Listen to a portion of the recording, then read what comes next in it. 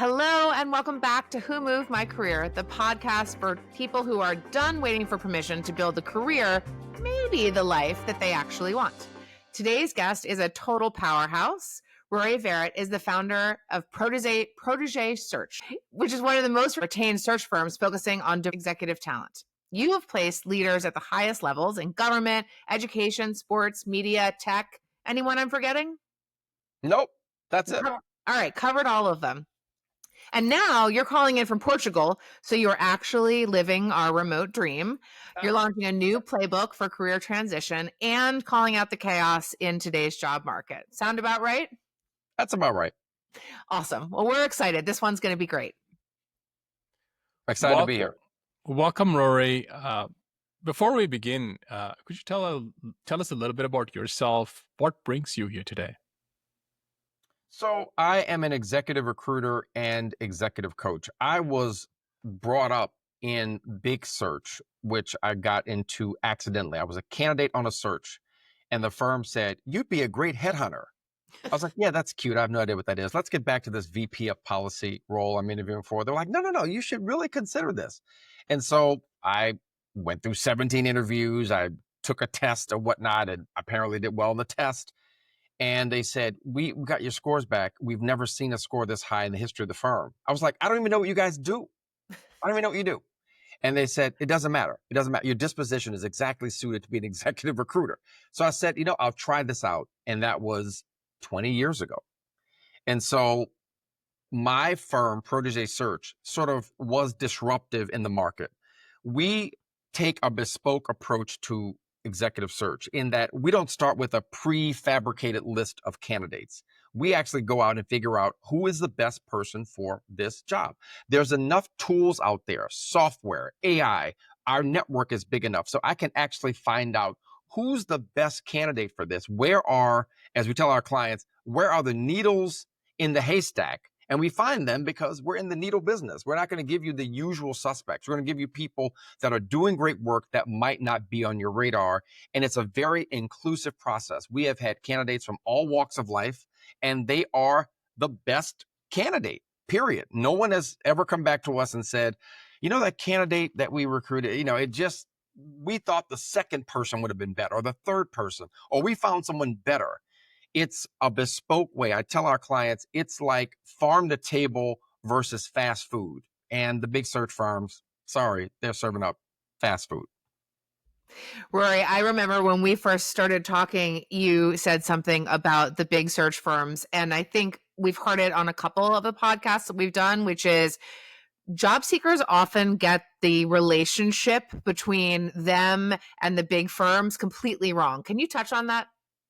Absolutely. I get dozens, if not hundreds of emails and calls per year with someone sometimes formally saying, "I'd love to be a client. I'd like to talk to you." And I'm like, okay, who would you like me to recruit for your company? And they're like, "Oh, no, I thought you represented candidates." And I said, there are two kinds of firms. There are contingency firms, which are like Hollywood agents. I represent you, the executive. I shop you around to find a job. If I get paid, if you get hired, I get paid a fee. That's why it's called a contingency recruiter. My fee is contingent upon you getting hired. A retained search firm like ours is paid a retainer by the company to manage a recruiting process.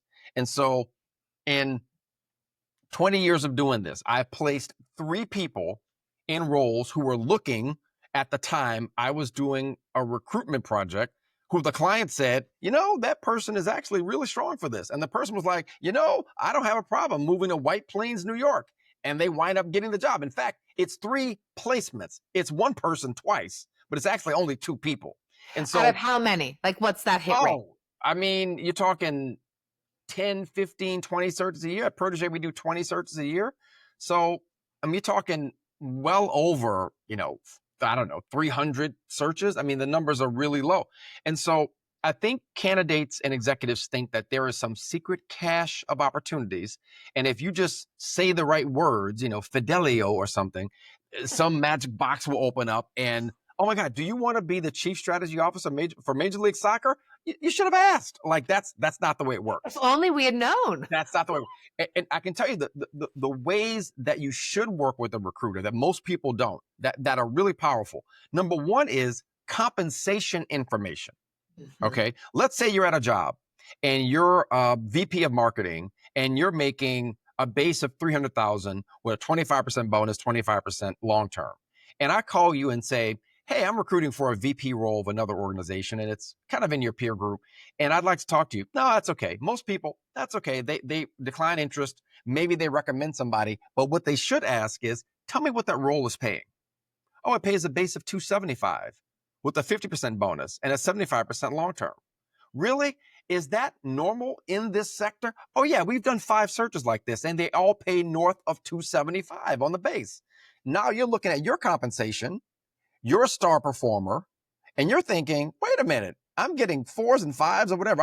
I'm a star performer. I'm a candidate for the SVP role. I'm underpaid. And how do I know? The headhunter just gave me as close as a compensation survey as you can possibly get in 10 minutes. The second thing to do with headhunters is to think about the long arc of your career and options that might be available to you that you don't know about. So I used to be a head of talent management. I called a friend of mine who was in search, getting career advice, and they said, you know what you should do? You should think about being a head of talent at a private equity or venture capital fund.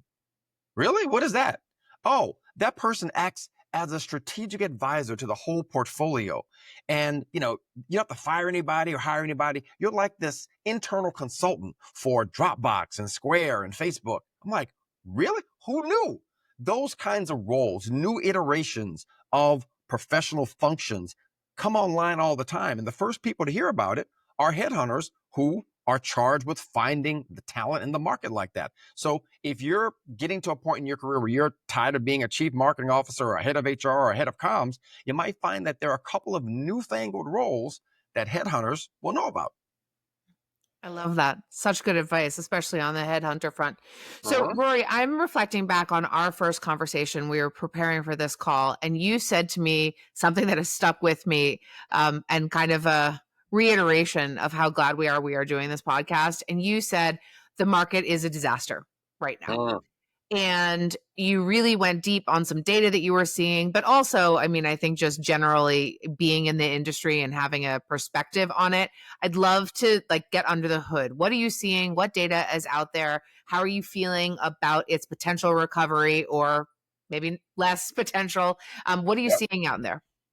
So the executive search industry, perhaps arrogantly, thinks of itself as a bellwether even before the stock market or even before these bespoke calculations that these economists have about the state of the economy. Because once executive search starts drying up, it means companies are not investing in new products, new services, they're scaling back divisions or they're canceling M&A activity. And so it's a sort of a soft bellwether. And I can tell you, a lot of people in search are now, it's 08, 09 kind of territory where it's slim pickings out here in terms of the number of executive searches that are happening. I've pitched searches where a potential client, and we won the search, said, Korn Ferry said they do this for $50,000. I was like, what? Their minimum fee is, I'm guessing, 110 or 125,000. But they're the biggest search firm in the world is going to market saying they'll do it for $50,000.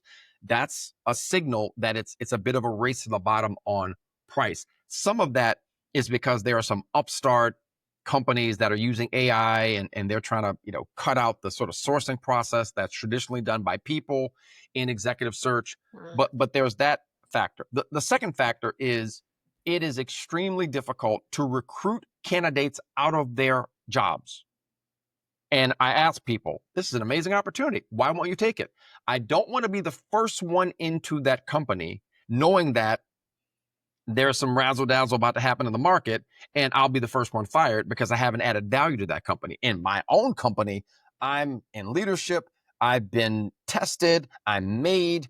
I don't want to give that up to be an unproven person on a new team and find myself in the job market 12 months from now. So those are just two factors that are out there that suggest we are either headed into a recession or, we're not headed toward an uptick in the economy. And I guess I'll say one more thing. This is a really anecdotal scenario, but the number of people reaching out to me who are in job searches is astronomical. Like I have to cut and paste macros on LinkedIn to say, thank you very much, Nicole, for reaching out. I really appreciate your outreach. I'd love to be connected here. If there's an opportunity, I will connect with you. But if I answered every single email from every single person in a job search, I would be sending emails every day, all hours of the day. Let's go deeper one more level here. We just experienced COVID, mass hiring, and now we're kind of in this COVID post hangover where companies are not spending money like drunken sailors. Is there something that's fundamentally broken here about how companies are thinking about talent, especially in this particular economy? Well, I'm going to geek out a little bit about talent acquisition if I can. So here's what happens in a boom market. Companies hire talent acquisition professionals, recruiters, and they hire recruiting leaders, the heads of talent acquisition. And then when those people can't do their job and they're at capacity, they start hiring executive search firms. So then when the market contracts, the first people to go are the executive search firms and then the talent, the recruiters. And then when the market comes back in a bull economy, they sort of do the process again. So right now what you have is recruiters calling me for jobs because they're being laid off, right? So there's no one to do recruiting because there's not a lot of recruiting to be done. And when the market comes back in order, the recruiting professionals will be hired and then search firms will be hired and we'll start the circus all back again. But that's sort of the in the weeds assessment of what's actually happening right now. I mean, recruiting is just a boom or bust economy and profession. When it's hot, it's hot. When it's not, it's not. Rory, a little known fact, when you're not in Portugal, you used to hail from down the street from my neighborhood in DC. Yep. And I'm curious, the market in DC, subject to so much of the federal workforce and what they're going through. I'm curious, are you seeing and hearing about changes in that arena as well? Because I can tell you what it's like on the ground here, but I'm curious, has that bubbled up to you yet, or are we still too early days? Well, you're on the ground. I'm not. So I go back and forth to Maryland from Portugal. What I'm hearing is the following. One, if you get north of 100,000, I mean, it's going back and forth with court cases and whatnot. You don't know what the final number is going to be. But let's say 100,000 people get laid off. Okay. It is not a bull economy right now. So those people are not AI executives or AI, or tech executives that can kind of plug and play. They're going to be joining a soft market and they have very specialized skills. They've worked in the government. It is not as easy. It's not impossible, but it's not easy to transition from being a NOAA senior administrator to the private sector. And if you do, one of you is getting a job, two of you are getting a job, not 20 of you. Okay. So those people are going to have a longer job search. Some of them will be subsumed by state and local government, foundations, some social impact organizations, but many of them will have a longer tail in terms of their job search. So now you're looking at downtown being hollowed out. Okay. Restaurants, franchises, dry cleaners, all the stores and restaurants and service businesses that people go to in their commute to and from Washington, that will be impacted. Mm-hmm. Then you're looking at real estate. Okay, what is the real estate market going to do if these people have to move somewhere else? I mean, Washington, D.C. metro area is not an inexpensive place to live. Mm-hmm. If you are a two-family, a couple, husband and wife or two partners, and you're both SES in the federal government, you might be making north of $400,000 a year. That's gone. Now you've got a $6,000 a month mortgage at your beautiful home in Bethesda. What's going to happen to that? What happens to corporate real estate for some of these agencies that are not all in, the typical federal government buildings? Some of them are in these sort of corporate office spaces. So there's going to be a cascading effect. And we all thought that DC was a recession-proof It economy. was one of our selling points. Right. And maybe not. Yeah. Time will tell. It's interesting because one of the reasons why we started the podcast was focused on, tech executives and layoffs and things that we're super used to. But this is a completely new set of people going through something that has traditionally not even been on the radar, let alone, part of the plan. And so we are seeing these career transitions that are not as intentional and certainly not as predictable as we had seen before. And I know you have something that you're thinking about and you're launching in the upcoming weeks called Career Transition Blueprint. Seems like a really appropriate time to have that conversation. Can you tell us a little bit about it and what you're thinking and what the blueprint is for? Yes. The blueprint is going to be a comprehensive platform to accelerate and optimize your job search if you're a mid-career professional or an executive level leader.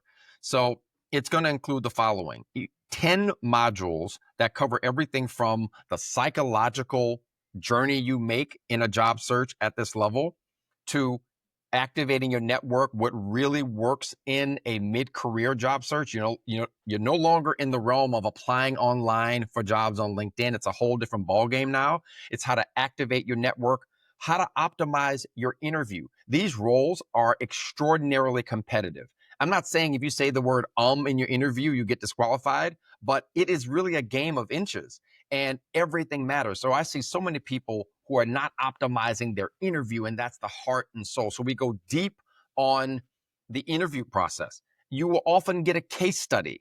People are caught flat-footed. How do I respond to a prompt about my 30, 60, 90-day plan, or a strategy question, or some other prompt? I've had one client say, tell me what our communications strategy should be for a head of comms role. So you got to master that. Your references are often underutilized. There are some best practices with that. Negotiation. A lot of people, I try to reverse engineer what you should do to optimize your compensation package. And then I deal with the first 30 days, how to get off to a fast start. In our firm, we coach our candidates through the first 90 days. So I'm taking some of that and pulling it down to say, here are the first 10 things you should do when you're on your job in the first 30 days. So it's all of that in a digital format. The other part of it is an exclusive LinkedIn group for people to network among themselves. Thirdly, I answer Q&A every 2 weeks, job search questions, career advice on an exclusive group that we're going to set up. And I've got my podcast archive, Protégé Podcast. I've taken, the best of that archive and made it relevant for this group. Some of the stuff that I've done that's silly and funny, I've taken out, but the core career advice episodes with some amazing leaders like Deval Patrick and Valerie Jarrett and the deputy commissioner of the NBA, all those folks are going to give some career advice. That's taken off the web. Now it's exclusive for this group. And there's going to be a monthly newsletter. So it's meant to be a first of its kind for mid-professional and executive leaders, what actually matters and what actually works in a job search. That's amazing. It feels like perfect timing. Well, I tell you, it's because there are so many people that have reached out, and it started, it's not just recent. This started, I would say, summer of 2024, a deluge of people reaching out. And frankly, I felt kind of guilty because I'm like, I keep saying no to people. I can't help you. I can take your resume, but I can't place you. And I started thinking, what could I do? Like, what actually could I do? I can't represent you and, represent the client. That's unethical. But I said, there are some best practices. All the things that I coach my own coaching clients through, all the things I do with candidates. Sometimes I tell them, we're going to do a mock interview before you go in because your interview with me, it was suboptimal, and I'm being kind. Let's think about how you can maximize your interview skills, because some of the best performers are the worst interviews because they haven't practiced. If you move around every 3 years, you're going to be sharp. The transitions to talk about. You can answer competency-based questions because you've answered, 15 of them in the last 5 years. Through job searches you've been through. If you stay in the same job, particularly if you're in the federal government and you work for the SBA and you've been there 15 years, when's the last time you interviewed? Maybe 15 years ago. It's like me if I was single. I've been married 20 years. What am I going to do? Wear Jordache jeans and bring you candy? I don't know what to do. The last time I was single was the year 2000. So Rory, this is a fantastic conversation. One thing that as you were talking about this career transition blueprint, a particular persona came to my mind. I was at Death Valley National Park last week, spent a week in beautiful park, and I was talking to the rangers there, and they mentioned that they only have 20% of the staff. Wow. In work. So I'm like, where's the 80% of the staff? And she mentioned they're all laid off. And these are mid-career professionals. These are also senior professionals, like a director in park service is a big job, for example, for the parks. So how should somebody in a field, let's say National Park Service, for example, and these people haven't done any other jobs in many years, should think about this career transition blueprint? Because they're very good at something, they are passionate about it, now they are forced to rethink it. This is an interesting change that they're coming to their life. So what would be your advice to them through this blueprint that you're publishing? Would love to know your perspective. Yeah. So the punchline here is that in a dynamic moment, you have to apply dynamic thinking. And what most people do is they apply static thinking. They think, okay, I'm just going to wait to get the next job coming down the pike. And the title of your show, Who Moved My Job? It's like Who Moved My Cheese? You're hem and haw. You're sort of waiting like somebody moved my job. What's going to happen? Surely the state department park service will call me, or a local municipality will call me, and those jobs may come. But again, it might be one or two of you that get it, not 50 of you. So the dynamic way of thinking about this is to put a lot of options on the table. Some of them are going to be what I call the traditional W-2 job in your linear line of sight, working in state government, local government, working in a privatized private sector version of your career or your function. I did, for the NFL, I did the chief security officer search. That's where law enforcement people went at the end of their career. They went into private sector like Bank of America, or they went to Apple, has a chief security officer. They go into corporations. The same thing you could do there. But you also got to think about some other very dynamic decisions like consulting, like small business ownership, and things that weren't in your purview, perhaps as a park ranger 10 years ago, that are now on the table. And so the career blueprint, with the exception of maybe one of these lines of job search strategy, the career blueprint is going to help you interview for those types of, you're not going to get a job without interviewing, without going through an assessment of what your career strengths are and how to optimize them in your next role and how to talk people through that. That's a lot of what people, I think, miss, is they think the recruiter is going to translate, I've done A, B, C, and D. Let me make that make sense for 1, 2, and 3 with this new sector or this new part of the economy. That's up to you. And we teach you how to create language to describe what your strengths are and how they translate into new sectors of the economy. Yeah. So the way I am thinking of blueprint here, think of it as an agent that you have, your personal agent. It is rule-based. It's going to help you think about how you want to navigate through this. What is in your line of sight? What is beyond your line of sight? And how do you, as a candidate in the market, think beyond the line of sight and apply the skills? That's right. Because I am, as per LinkedIn, I'm an executive recruiter. Yes, that is what I do. It's what I've done for 20 years. But when you deconstruct that, I'm a series of skills, qualifications. I have an orientation to the work that I do. I have a disposition. I tend to problem solve a certain way. And you can put that in a bunch of other career profiles. Trust me, I've done a lot of them. I've been a candidate for public office. I've been a .com and startup executive. I've been a public policy professional. I've been a talent management leader inside an organization. All of those are kind of the same role. I have a bunch of data and information I've got to gather and make sense of, and then influence someone with that information to an outcome that we both think is redeeming. That, in this particular function I'm in right now, is an executive recruiting. So you could think of yourself as, well, all I do is open up gates at Yosemite Park and take tickets. But when you deconstruct it, that's a series of activities. It's a series of skills and qualifications. They have a place in typically the American economy, which is the most robust economy in the world. You have a place. There's a place for that beyond what you're doing, but you have to figure that out. And we give you the tools to figure that out. Fabulous. I'm sure that we're going to get the information on how to subscribe, how to purchase, all of that good stuff, right? You're going to share all that with our audience? The Protégé Leadership Academy site is live right now.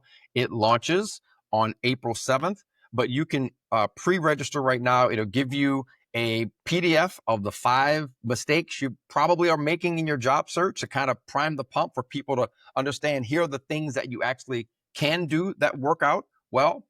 And it'll be available, and the LinkedIn group will be live, and we'll start the first sessions on Q&A at the end of April. That's amazing. We'll be sure to share all of that information. And it's funny, you ended on a little bit of America and the greatest economy, even though it may not feel like that right now. But I'm curious, when we look at our data of who is listening to this podcast, we actually have a huge European contingency. I don't know if that has to do with, I went to grad school in Ireland, so we have some folks in Ireland, and hopefully we'll pick up some friends of yours in Portugal. But I'm curious, since you get to live the good life while those of us are still chilly here, tell us a little bit about what that experience has been like, and what perspective has it given you in terms of applying, your career mentality on Europe versus America? So, stating the obvious, Europeans do not center their lives around work. They center their lives around their lives. So that's parenting, that's taking care of perhaps elderly parents, that's leisure activities, volunteer activities. Work is part of that calculus. The perhaps a perfect analogy is, in the American diet, work is the protein, right? So when you have a meal in America, it's meat, and then there are things surrounding it. And people say the reason why Europeans on average are healthier is that meat is a part of that meal, but it is not the centerpiece of the meal. And so typically, unless it's fish, right, a lot of Europeans eat less meat because of the way the diet is organized. And that's the same way with the sort of the pie chart of your life and career. So you start with that.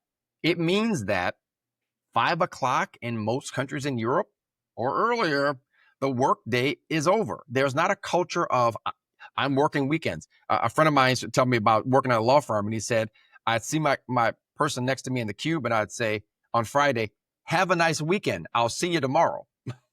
That's just not the culture here of like working through the weekend. And so that's number one. Number two is that I think in Portugal in particular, there is a great burgeoning movement in the startup sector and small business sector. Restaurants are coming up. Jazz clubs are coming up. A lot of American expats over here are entrepreneurs. They're doing commercial real estate development. They're starting music venues. A friend of mine is trying to start a comedy club. I mean, this is a Columbia-trained lawyer who's like, yeah, I'm going to start a comedy club in Europe. I mean, that's probably not what he would do in the United States because it would be so expensive, and his expenses would be so high that the revenue from a comedy club might not provide the lifestyle he wants, but here it does. So I think you start thinking about more dynamic career options here. And you don't think about the strict linearity of your career the way you would in the United States, where it can feel like a bit of a winner-take-all scenario in a bunch of sectors. And then I think that the impetus to make a lot of money, like, I don't hear people, I've never heard anyone of my European friends use the phrase generational wealth. Like it's just not a thing. Yeah. It's not a thing. My daughter was with some friends of ours. We're having dinner. It was like 4 adults and her, and two lawyers, a Portuguese lawyer and an American lawyer, and they're married. And the woman is a Portuguese lawyer, brilliant woman. And she said, so, hey, what's going on with you? She was making small talk with my daughter. My daughter just veered the conversation and said, yeah, I want to be CEO of Disney when I grow up. All right. And my daughter goes to the I bathroom. like the ambition. Yeah, my daughter goes to the bathroom. She's 15. And the Portuguese woman said, she's like, no Portuguese child, dare I say no European child, would say that at 15, that I want to be CEO of a multinational media giant. It's just not, it's just, they would have said, I want to live near my parents, or I want to have maybe this kind of house, or live on a farm, or something. Not that Europeans are not as ambitious, but again, it's part of a broader calculus where work-life balance is sort of already set. You get more vacation here. As a result, the culture is just a little more chilled out, right? And I have found personally that, I'm Rory, the guy that, with a couple of beers might freestyle rap at a restaurant. I'm the guy that, might, ask about restaurants, but I'm not Rory the headhunter. I'm not Rory. I'm not cornered in cocktail parties of like a doctor, like, can you give me 5 minutes on my resume? And I'm like, I'm really trying to talk to my friend about this golf tip he had for me, but sure, I'll talk about your LinkedIn pro. I am just a regular person here that can comment upon the music or the food or how great the secret ham is or whatever. And that is quite liberating, I can tell you. So it seems like the dream of work-life balance is manifested better in the Europe, and it's marketed better in America. Is that an accurate statement? Ooh, I like that. No, that is a little mic drop there. I think there's some truth to that. I think there is a sense that you are working really hard in the United States to acquire or preserve status and privilege. And because there is not just that level of income inequality in Europe, there is a sense that the B+ student and the A+ student are going to live in the same neighborhood. Maybe the A+ student winds up having the SMEG, appliances and has a home in the south of France. Another person rents, but they're not going to live categorically different lives. In the United States, we all can probably think about this. I've got friends that I've gone to school with, and we live categorically different lives because of education, because of employment opportunities, because then compounded interest with the revenue from that and those employment opportunities. And I just don't find that the same. I think it's like if you're upper middle class in America, you're middle class in Europe. It does feel a little bit like America, and I'm curious, just because you've gotten the perspective of another place, it does feel like there's a reckoning coming for America. And it feels like, one of the things we hear all the time about the podcast is, I'm tired of living like this, but I don't know how to change it. Or I don't know, I don't want to do this anymore, but I just don't know what I look like outside of this. And it is in many ways untenable forever to be like this. And you see, these companies, I think this is one of the things that we see and hear so much on is, I've devoted 10, 15, 20 years of my life to this company. I have been loyal and they were not loyal to me. And yet it feels like a surprise to people. It felt like a surprise to me.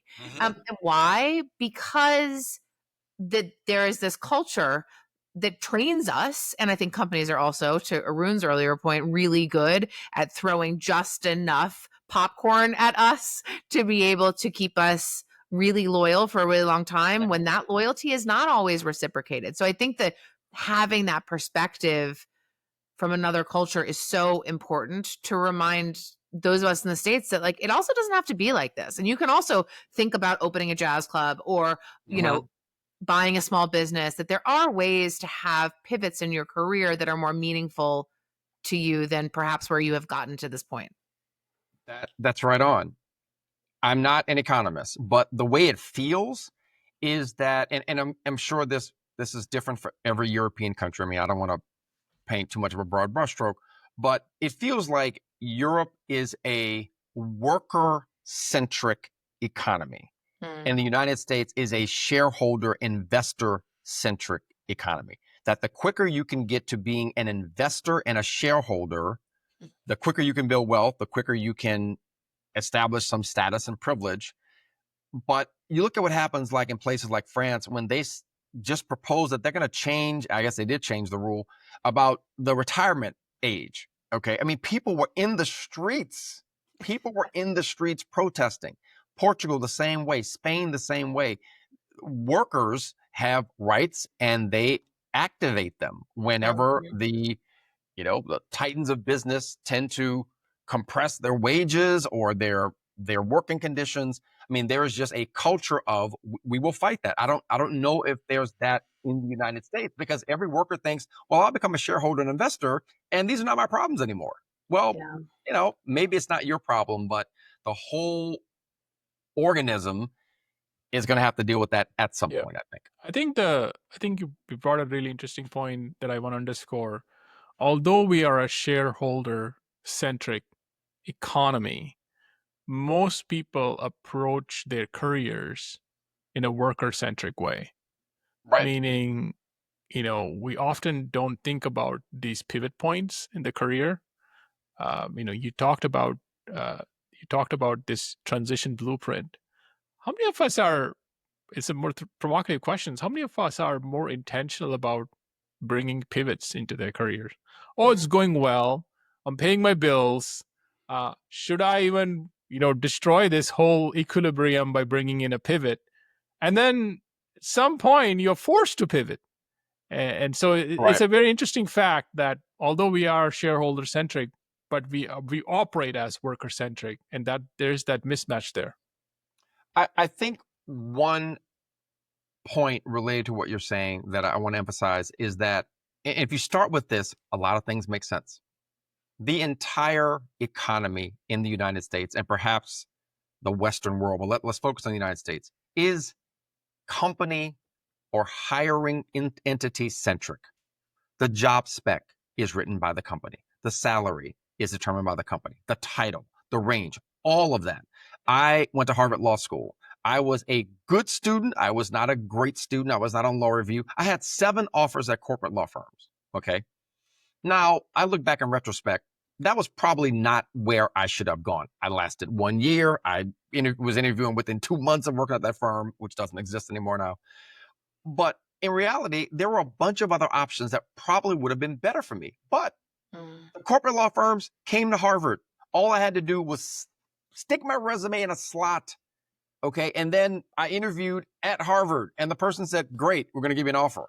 I'm making $75,000 a year. I'm 25. What the heck do I know? Not much, but that's so easy. And then you sort of get pulled into this assembly line in that profession where associate, senior associate, partner, equity partner, practice leader. And you look up, you're 55 and you're on this conveyor belt and you don't even know it. And a lot of us are on these conveyor belts and we don't even know it. And the more you get into the heart of that conveyor belt, and then life starts giving you 2 kids and you want to send them to private school, a basement. You got to take care of mom and dad who are now in their 70s and they need a 24-hour nurse, right? Now you've got real income issues you got to deal with and think about. And so you're not going to pivot. You're not going to take any great risk because the thought in your mind, the mindset is a great risk is going to disrupt my income. And I would encourage people to think the opposite, particularly in this economy. So no matter what's happening with the economy, there are tools right now that are so incredible and so dynamic, whether it's social media, whether it's AI, whether it's the ability to work remotely, to use AI agents. I mean, there's so many tools available. I mean, I started a YouTube channel 6 weeks ago. I got a coaching client from one of the biggest foundations in the world who just said, I watched your videos, all of them, and I want to hire you at $5,000 a month. I mean, that's that. If I started that 15 years ago, hopefully I meet that guy at a conference. He sees me on a panel. He hears me on one of the first podcasts. It'd be 15 years ago, right? The vanguard of podcasting. But now I encourage people, you can create a brand. You can create value in your career in this non-linear way there are many different options out there. So while the particular economy, your particular function might have some contraction, there is a world of opportunity that's available, I think, that most people don't think about. Yeah, you're absolutely right. I mean, the way the closest thing that I can think of when one is in this production line is a hedonic treadmill. You're waking up every day and running on that hedonic treadmill. That's it. That's what you're doing. And eventually, just like a professional athlete, a decline moment hits. And it's not because all of a sudden you become not so smart or you're not putting in effort. You have a lot of priorities. You have kids, families, parents to take care, all of this. And then there's only a finite amount of time that you're devoting. And then the decline hits. And then when the decline hits, this running in this professional hedonic treadmill is no longer fun, right? And I think one of the biggest nuggets here that I want to share with the audiences here is that there's lots of tools there. One of the tools that, for example, deeplearning.ai is a fantastic tool to go learn everything and anything about AI. And you don't need to be an AI, scientist or something like that to learn it. Anyone can learn it. Just spend some time, energy, and then all of a sudden you have a new badge or a new skill that you can apply to your existing library of skills and then make it even better, right? And stand out.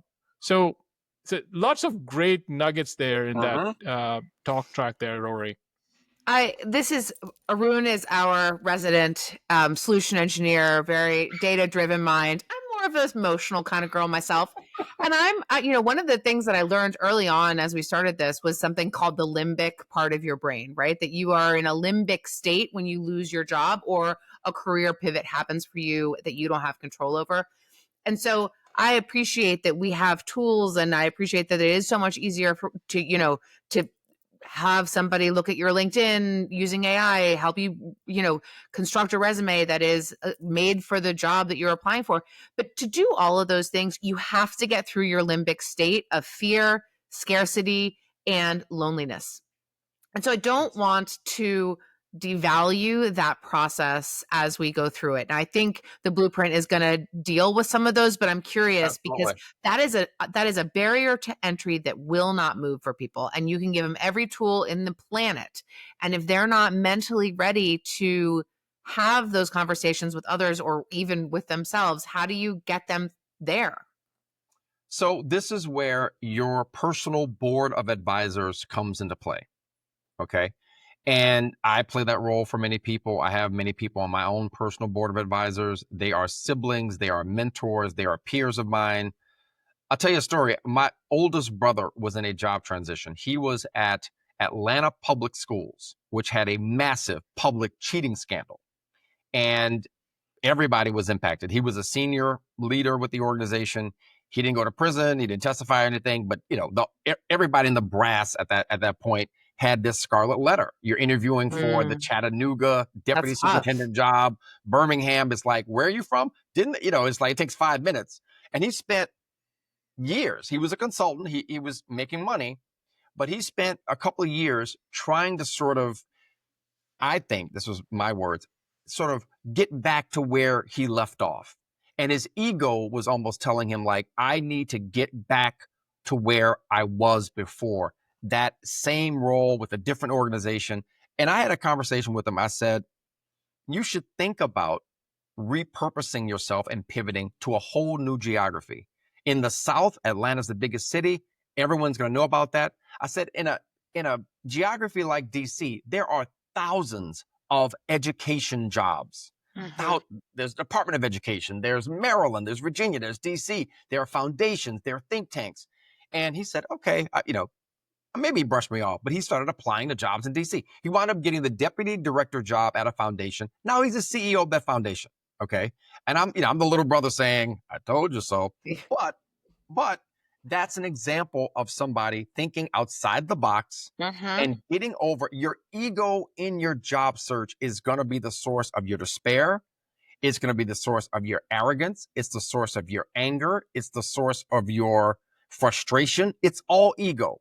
It's just different versions of your ego. And so if you can manage your ego through this and understand you are going to land somewhere. You are going, I've never had a conversation with somebody telling me when I gave them career advice, hey man, you told me I'd get a job and it's been 15 years and I haven't gotten a job. Man, no. So I mean, true. this is a series of months. It may take a year, who knows? But the point is that you're going to get employed. You're going to find ways of adding value. It may be in a way you never thought. You may be owning a small business when you were a park ranger, but you're going to find your place in the economy. But if you let your ego guide you in these moments, it is a bad guide. It's going to lead you down dark alleys, places where you're despairing. I remember when I was in a job transition, I just had this thought, and it's the weirdest thought. I said, what if I just walked away from it all? What if I just like walked away? Like I just started walking Forrest Gump style and just left everything behind. Now I wasn't, married with kids at the time, with a kid at a time, but I just think, what if I just, wound up in a forest in like, I don't know, somewhere in France, and I'm just reinventing I mean, those are the kind of crazy thoughts that are in your mind when your job ends. It can feel like a death in the family, and you can go through those 7 stages of grief. So I'm glad you highlighted that, because it is an important thing to be mindful of. So we start the career transition blueprint with the psychological journey of a job search, because so many people jump to the resume, they jump to applying to jobs on LinkedIn when, as we say in New Orleans, they didn't get their mind right, and you got to get your mind right. Yeah. Yeah. One of the things we talk about on the podcast is something that Arun and I are part of, which is called the Phoenix Club. I think I told you about it, but it's a group of people all in about the same point in their careers, are all executives. We have just kind of 2 design principles. The first one is not everybody can be from the same industry. Like we're not taking just tech executives because we all think the same. And 2 is you must know one person in the group. And for entrance back, if for someone else to bring, someone new to the group, there's a little bit of a process. It's not, we're not Harvard, but we want to make sure that dynamic is right and that they're going to be additive, because I think there's a lot of folks and a lot of organizations out there. I mean, I was part of one for years where I looked around and I was like, oh, this sounded like great marketing, but actually I think people are learning something from me, but I am learning absolutely nothing. So you've really got to nail that dynamic. I mean, the Phoenix Club, we're going to have an episode on it, but I think you're right. That group of people to help you navigate the emotions is essential. And if you miss that step, you don't show up in the interview well. You don't navigate the negotiations well. You don't there are so many downstream effects of having that support system that I can't speak more passionately about. Yes, I think Rory, I've spent 6 months working on the blueprint, getting the content digitized in a format that is digestible. And every module, I'll sit back and say, so what was this really about? And in every module, what's coursing through the content is, how do you channel confidence? Yeah. How do you channel confidence about who you are when you activate your network, when you write your resume, when you optimize your LinkedIn, when you interview, when you negotiate, when you call your references? All of it is just various versions. I mean, there are some practical things you have to do, but it's critically important. And the metaphor I give my coaching clients is, I say, you ever watch the Indy 500? Like, yeah. I said, you ever notice that there's the pit stop? Yeah, when they change the tires, and everybody, you could be like a 60-year-old woman, everybody has heard of the Indy 500. And I say, every car has to go to the pit stop. You can't go through the race for 500 miles with tires like that. You got to change your tires, you check your engine. I said, when you're there, everybody is zooming by and you're sitting there thinking, man, I'm going to lose this race.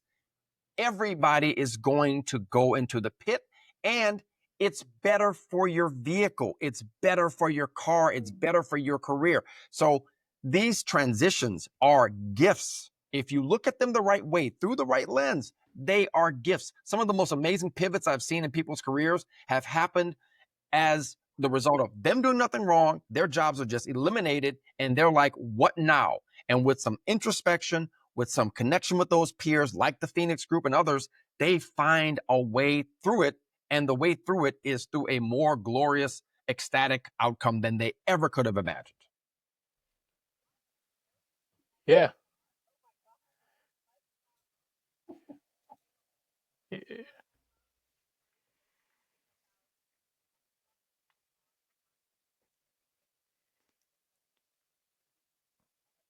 be okay. That part. I think the biggest takeaway for me is true self versus ego self.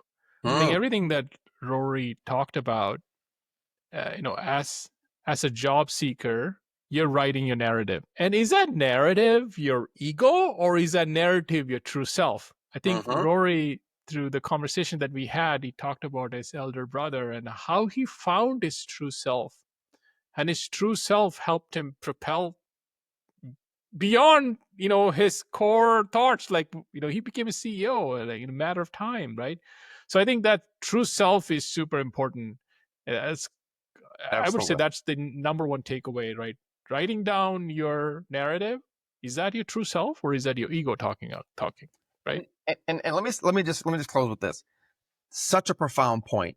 And in the career transition blueprint, one of the things that we center the entire platform on is an employee, candidate, person-centric job search, which most people don't do. A lot of the stuff out there is about, here's what employers are looking for. Here's how you have to morph and contort yourself into fitting what they want.